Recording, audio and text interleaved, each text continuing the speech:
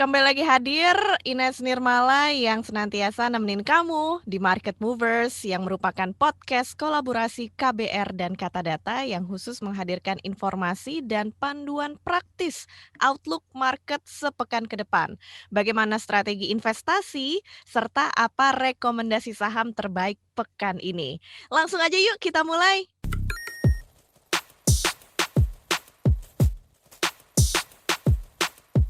Indeks harga saham gabungan atau IHSG dibuka dengan depresiasi tipis ke level 6.015, turun 7,12 poin atau 0,12%. Seperti apa proyeksi perdagangan sepekan ke depan dan seperti apa strategi investasi yang bisa kita terapkan? Nah, sekarang bersama dengan kita di Market Movers ada Bapak Eri Kusnadi, Head Mutual Fund Distribution dari PT Batavia Prosperindo Asset Management atau BPAM. Pak Eri, apa kabar? Baik, Mbak Ines. Apa kabar, Mbak? Kabarnya juga baik di sini. Semoga sehat selalu ya, Pak Eri. Amin, sama-sama Mbak Ines. Iya, sekaligus kita ngebahas tentang pergerakan saham dan nanti kita juga akan membicarakan soal instrumen investasi berbasis ESG atau Environmental, Social, and Governance. Tapi nih Pak Eri, sebelum kita membicarakan seputar ESG, bisa dikasih review dulu deh dari Pak Eri seputar bagaimana perjalanan market di pekan kemarin dan seperti apa proyeksinya buat sepekan ke depan.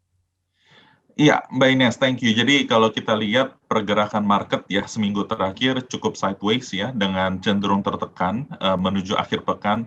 Tentunya tidak lepas dari sentimen meningkatnya lonjakan kasus baru COVID-19 di Indonesia yang memang diperkirakan puncaknya itu akan berkisar jatuhnya tuh di akhir Juni, di awal Juli.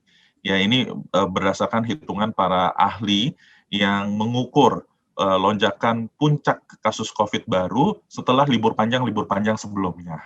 Nah, dengan semakin meningkatnya kasus COVID yang baru ini, memang membuat pelaku pasar menjadi sedikit khawatir ya, karena kalaupun pemerintah tidak melakukan PSBB, masyarakat itu sebagian akan takut, karena takut akan menghindari aktivitas ekonomi. Jadi itu kurang lebih sentimen yang Iya. mix yang terjadi di minggu lalu. Namun di sisi lain, Mbak Ines, yang cukup memberikan sedikit harapan adalah perkembangan vaksinasi. Jadi per akhir minggu lalu kita sudah hit 1 juta dosis per hari, di mana itu sesuai dengan harapan ataupun target lah gitu, Mbak Ines. Jadi Iya, ini antara negatif sama positif ini saling tarik-menarik, jadi agak sideways seminggu iya, terakhir. iya karena memang COVID-19 kemarin sempat pecah rekor ya Pak ya. Ini jadi berpengaruh juga menekan pergerakan indeks, ya. Cuma memang kita berharap ada sentimen positif dari program vaksinasi yang dijalankan pemerintah. Terus Pak, sentimen apa aja nih yang kemudian perlu jadi perhatian investor selain tentang COVID-19 dan vaksinasi ini? Mhm. Untuk sementara ini sih memang masih akan dominan, 2 hal tersebut ya, Mbak Ines ya, karena kalau Mhm, kita bicara data-data ekonomi yang lain, ini kebetulan akhir Juni, awal awal Juli gitu ya, belum banyak yang rilis gitu ya, karena biasa kan data pasar itu jedanya antara 1 minggu sampai 1 bulan ya, setelah tutup periode gitu. Jadi, maksudnya kalau kita mau ngomong GDP kuartal 2 gitu ya, itu masih butuh waktu 1 bulan lagi. Kalau kita mau mhm, ngomong laba emiten, yaitu antara 2 mhm, sampai 4 minggu. Jadi, tidak banyak yang khusus dari jadwal-jadwal ekonomi yang bisa kita tunggu, kecuali yang rutin kayak inflasi nanti tanggal 1 Juli, tapi mhm, benar-benar pasar ini akan put attention di COVID cases ini, peak-nya iya. kapan. Jadi, terlepas daripada vaksinasi yang udah bagus, 1 jutaan per hari, pertanyaannya adalah apakah kasus COVID-nya ini penyebarannya menurun? Karena itu yang nanti jadi kunci. Mau divaksin berapa banyak pun, kalau kasusnya tetap naik, itu tetap jadi problem. Kurang lebih seperti itu, Mbak Ines. Iya, tentunya kita berharap supaya COVID-19 bisa segera reda karena ini juga akan berpengaruh terhadap pergerakan ekonomi kita ya. Nah, Mhm. terkait dengan kasus COVID-19 yang melonjak, kalau dari Pak Eri gimana nih sarannya kepada investor milenial untuk Mhm. membaca situasi perdagangan terkini, terus juga ada saham dari sektor apa aja yang sebenarnya punya potensi buat cuan, gimana Pak? Ya, jadi kalau kita mau ngomong investasi, yang paling penting adalah investor-investor yang newbie ini gitu ya, milenial ya. Saya nggak bilang newbie ini karena amatiran, bukan karena Hmm, usianya masih muda, jadi kenal marketnya juga pasti belum terlalu lama gitu ya. Nah ya. itu jangan gampang kena news gitu ya, karena news itu atau gosip atau isu dalam jangka pendek itu perannya sangat dominan dalam menciptakan volatilitas. Ya, jadi kita harus fokus sama fundamental, terus kita harus fokus sama gambaran besar, dan kita fokus juga sama jangka panjang gitu ya, karena namanya investasi pasti semuanya jangka panjang.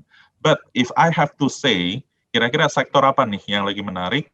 Ya kita percaya dengan proses pemulihan ekonomi ini akan terus berjalan.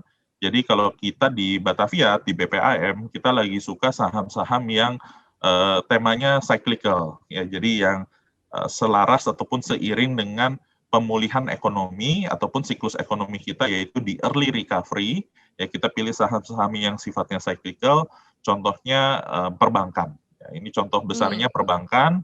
Terus kalau contoh yang agak lebih kecil atau lebih spesifik, ya properti kita juga suka, sebagian dari metal mining kita juga suka gitu ya, selain daripada telco. Ya, mungkin itu beberapa nama yang menurut kita cukup memiliki story cyclical, dan ini akan selaras dengan trajektori pemulihan ekonomi Indonesia ke depannya.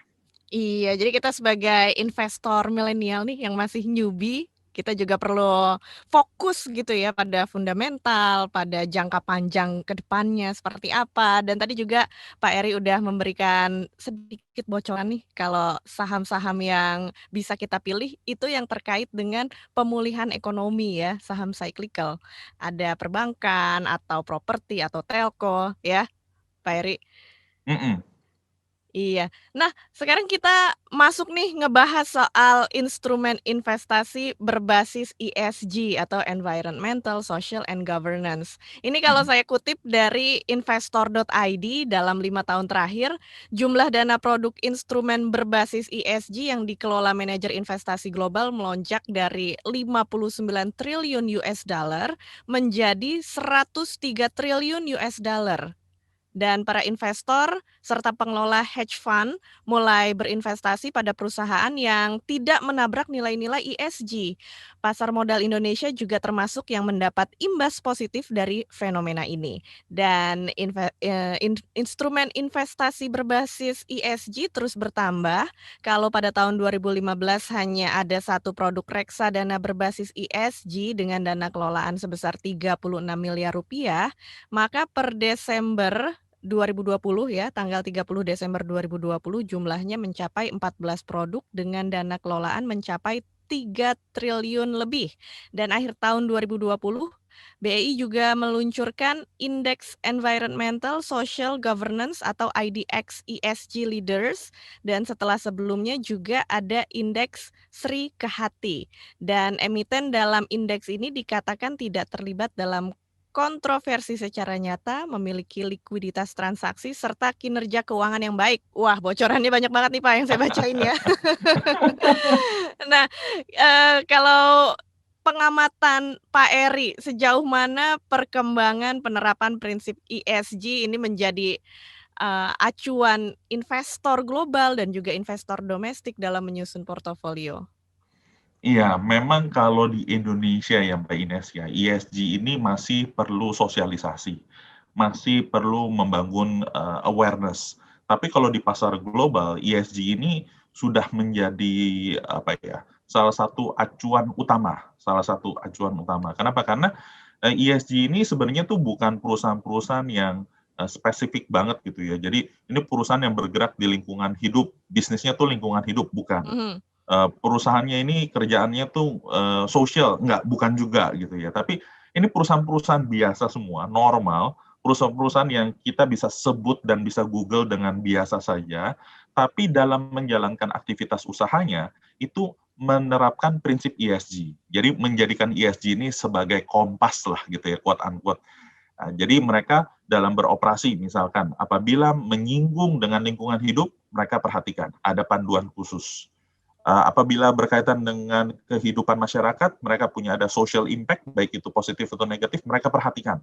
Mereka ukur itu dampaknya seperti apa. Nah, kalau governance ini berkaitan dengan kepatuhan. ya kepatuhan terhadap peraturan-peraturan yang ada, kedisiplinan mengikuti peraturan-peraturan yang ada, keterbukaan, transparansi dan lain-lain. So, kalau kita lihat ESG ini tuh bukan suatu tematik ya, bukan suatu tren, tapi ini merupakan suatu kenyataan.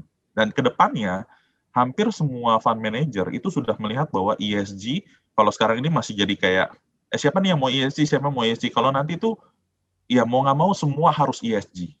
Karena kalau kita invest di perusahaan yang menerapkan ESG, minimal yang surprise gitu ya, terutama yang negatif, surprise itu bisa kita hindari. Ya, tuntutan hukum bisa lebih berkurang, terus ganti rugi bisa berkurang, ya, terus ngurusin hal-hal yang nggak relevan sama bisnis itu bisa ditekan karena sudah antisipatif. Ini perusahaan-perusahaan yang comply, perusahaan-perusahaan yang beretika gitu ya. Jadi dan mengikuti perkembangan zaman nanti ke depannya gitu. Cuman saya nggak mau terlalu bahas nih, nanti Mbak Ines nggak bisa nanya apa-apa lagi ke depan.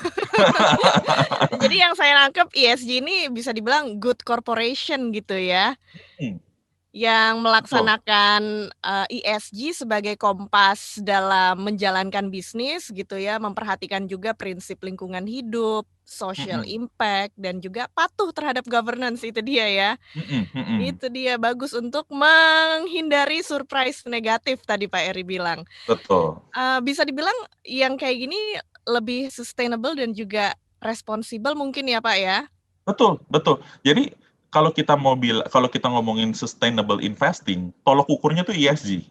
Jadi sustainable tuh kayak kita mau bilang I want to be good, but how to be good gitu ya. Jadi how to be good-nya itu tolok ukurnya adalah ESG. Ya, kita terhadap lingkungan kita menerapkan prinsip yang baik. Terus kalau misalkan terhadap sosial juga kita menerapkan prinsip yang baik dan kita juga patuh gitu. Itu tolok ukurnya. Bagaimana kita menjadi sustainable, bagaimana kita memiliki sustainable investing. Nah, itu kurang lebih ESG ini adalah sustainable itu sendiri, gitu Mbak Ines. Iya, nah kalau BPAM ini gimana memilih produk yang punya prinsip ESG atau sustainable? Ya, jadi Mbak Ines kalau kita bicara ESG, ya ada level-levelnya juga gitu ya. Jadi ada ESG yang skornya sangat tinggi sekali gitu, ada ESG yang skornya sedang-sedang saja. Nah, kalau Batavia secara keseluruhan, kita sudah ESG comply. Jadi kita sudah menjadikan ESG sebagai platform dalam seluruh produk investasi kita.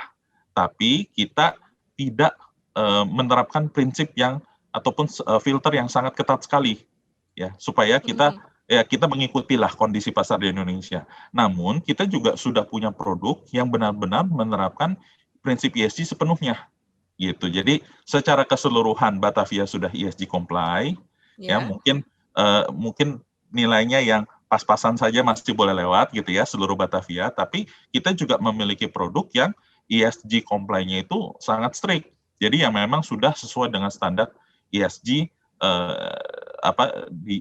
di market seperti itu Mbak Ines.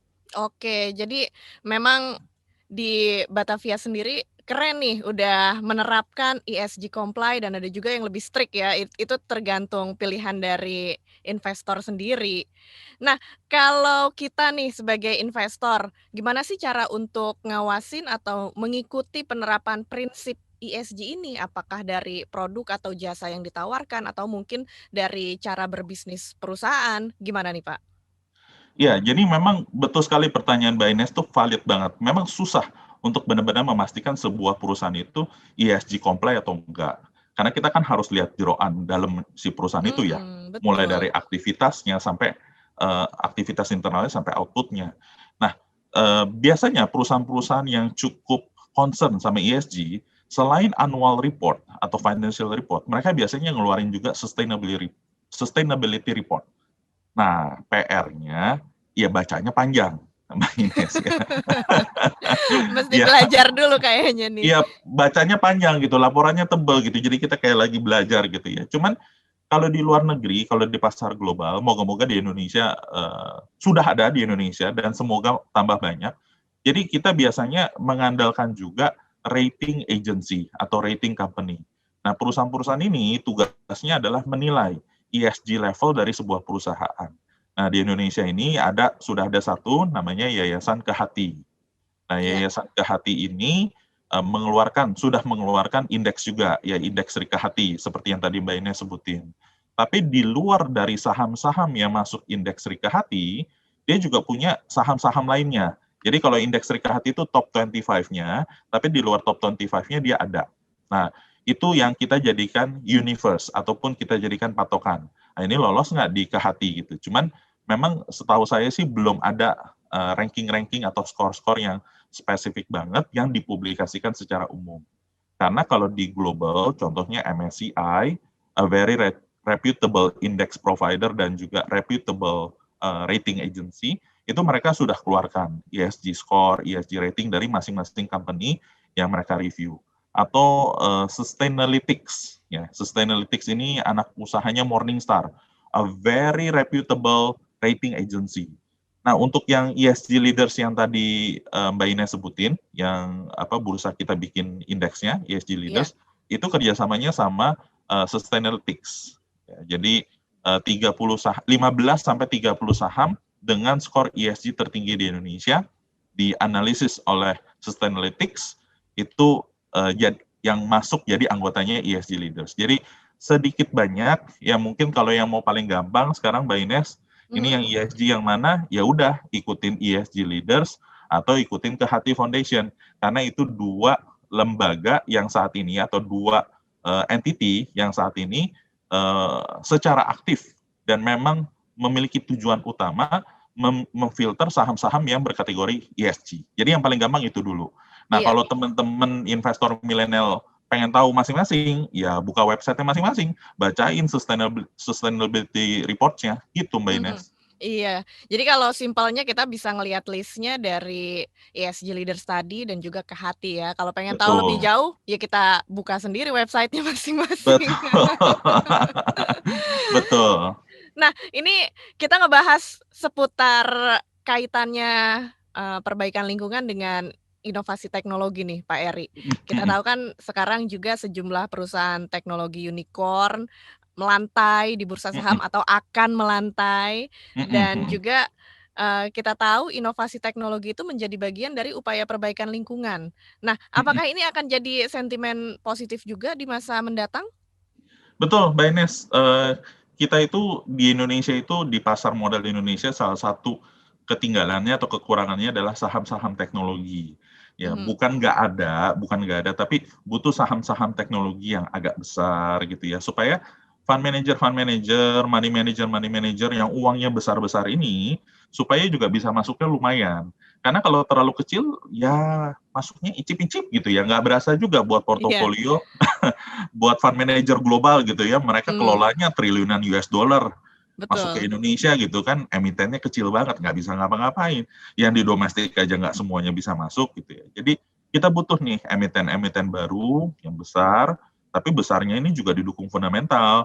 Jangan harganya aja besar, tapi asetnya kecil, karena itu juga menjadi sulit bagi kita sebagai fund manager mempertanggungjawabkan pilihan investasi kita ke investor kita. Tapi benar sekali yang Mbak Ines sampaikan, teknologi ini sangat membantu bukan hanya dari kemudahan bagi kita ataupun kecanggihannya, tapi dari sisi lingkungan hidup. That's very true.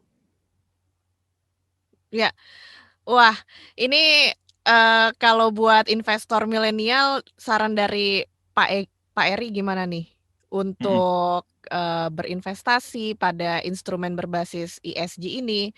Sebab kan biasanya yang dilihat itu dari analisis fundamentalnya. Apalagi ada anggapan perusahaan yang menerapkan prinsip ESG itu belum tentu menjadi investasi yang baik. Ini gimana nih saran Pak Eri? Ya, jadi buat teman-teman investor milenial yang seumuran sama saya, saya wajahnya nggak milenial, tapi umurnya masih perbatasan milenial. Percaya Pak.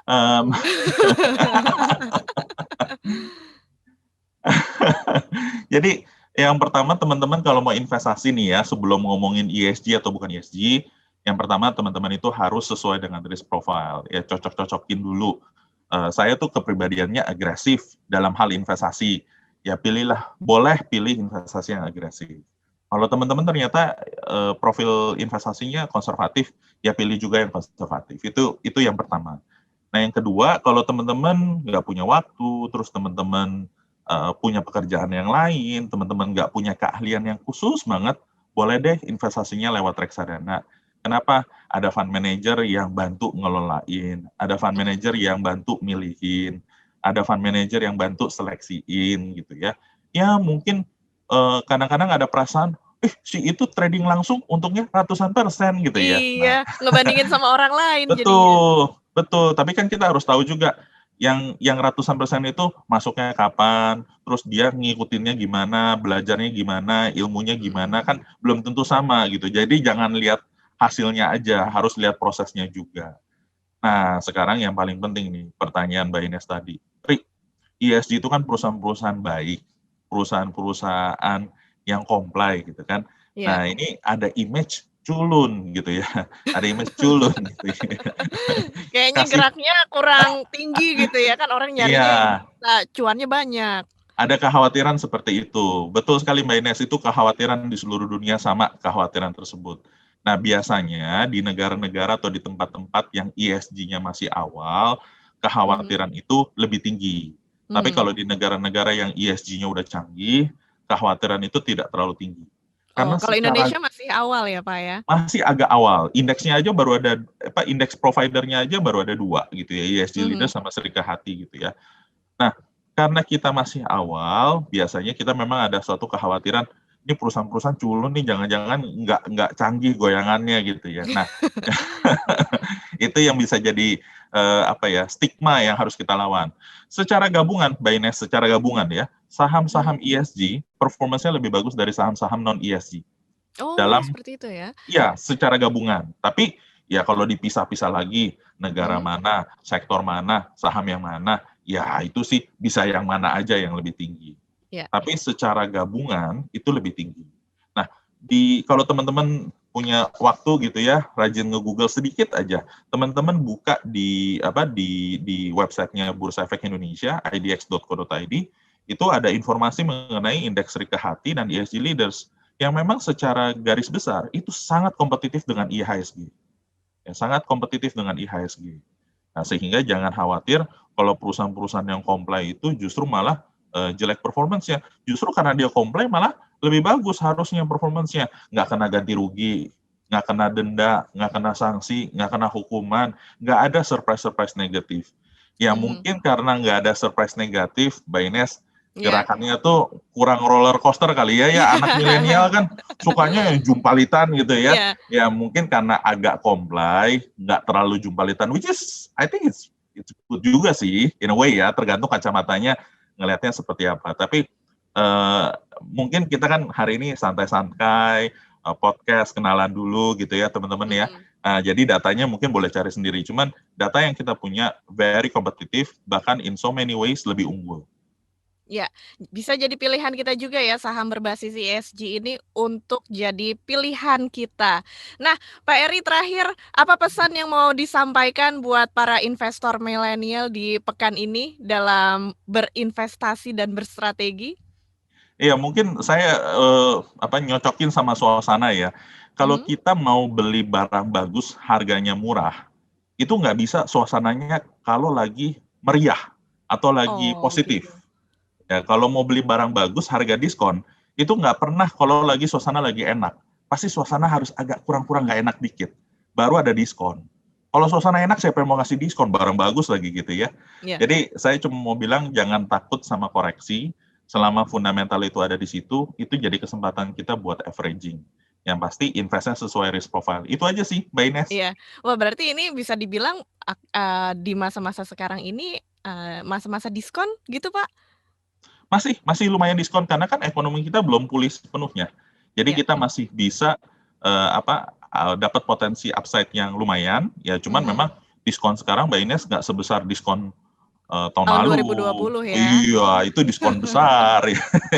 Sekarang diskonnya Iya. sudah lebih kecil gitu. Iya, jadi kita nggak usah takut dengan koreksi, ini justru bisa jadi peluang buat kita ya dalam berinvestasi. Mhm, Oke, Pak Eri terima kasih banyak info dan sama-sama. insight yang sudah diberikan buat kita yang ngedengerin podcast Market Movers. Semoga bisa ngebantu kita semua buat menyusun rencana investasi supaya lebih menguntungkan, lebih strategis pastinya. Sekali lagi, Saya ucapkan terima kasih banyak kepada Bapak Eri Sama-sama Mbak Kusnadi. Ines. Thank you so Iya. much. Terima kasih Pak Eri dari BPAM, Head Mutual Fund Distribution dari PT Batavia Prosperindo Asset Management. Sampai ketemu lagi di Market Movers edisi minggu depan ya. Persembahan KBR dan Kata Data. Pak Eri, sampai jumpa lagi ya Pak. Siap, thank you Mbak Ines. Oke, thank you. Dan jangan lupa juga kamu harus follow ya podcast Market Movers di KBR Prime atau aplikasi mendengarkan podcast lainnya. Sampai ketemu lagi minggu depan. Saya Ines Nirmala pamit. Salam cuan. Dadah.